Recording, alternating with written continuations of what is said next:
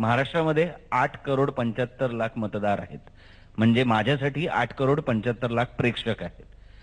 त्यातनं मला 50 लाख जरी प्रेक्षक प्रत्येक चित्रपटाला मिळाले, 100 रुपये तिकिटाला, तरीही माझा 50 कोटींचा धंदा होतो.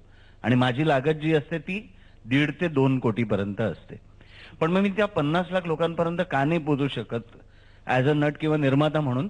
तर मला पब्लिसिटीचा खर्च मला परवडत नाही मराठी निर्मात्याला. पब्लिसिटी मला करत असताना म्हणजे मी बजेट करतो सिनेमाचा 1,20,00,000 रुपये आणि पब्लिसिटीचा जर मला इतक्या लोकांपर्यंत पोहोचायचं असेल तर 1 करोड.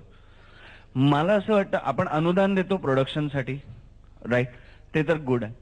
पण जर कमवता यायचं असेल त्याच प्रोडक्टला, तर जर पब्लिसिटीमध्ये अनुदान दिलं गेलं तर त्याला प्रदर्शित. थोडक्यात मराठी निर्माता, दिग्दर्शक, कलाकार यांनाही मोठं व्हायचं, तर त्या दृष्टीने तुम्ही काही विचार केलाय का किंवा या दृष्टीमध्ये आपल्याला लक्षात मी सगळ्या मल्टिप्लेक्सवाल्यांना बोलून प्राईम टाइम मध्ये मराठीला संधी मिळालीच पाहिजे हे त्यांना सांगितलं आणि त्यांच्यानं ते मी करून सुद्धा घेतलं.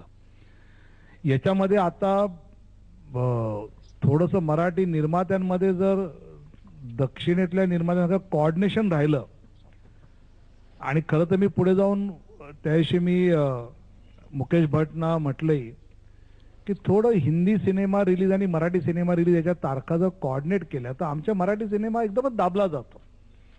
तर माझ्या मनात तेही आहे की तेही कोऑर्डिनेशन आपण करावं की जेणेकरून मराठी सिनेमा प्रदर्शित होणार, त्याच वेळी एखादा हिंदी मोठा आला तर स्वाभाविकपणे मल्टिप्लेक्सवाले जो दिलाय वेळ तो देतील, पण तो वगळता देऊ शकत नाही. तर तेही समन्वय करावा असं माझ्या मनात आहे. पण सगळ्यात तुम्ही महत्वाचा मुद्दा मांडला तो माझ्या दृष्टीने सगळ्यात महत्वाचा आहे की आपण 50 लाख, 40 लाख, 30 लाख सिनेमासाठी देतो त्याच्या दर्जाप्रमाणे, पण मराठी सिनेमाचं प्रमोशन होत नाही चांगलं.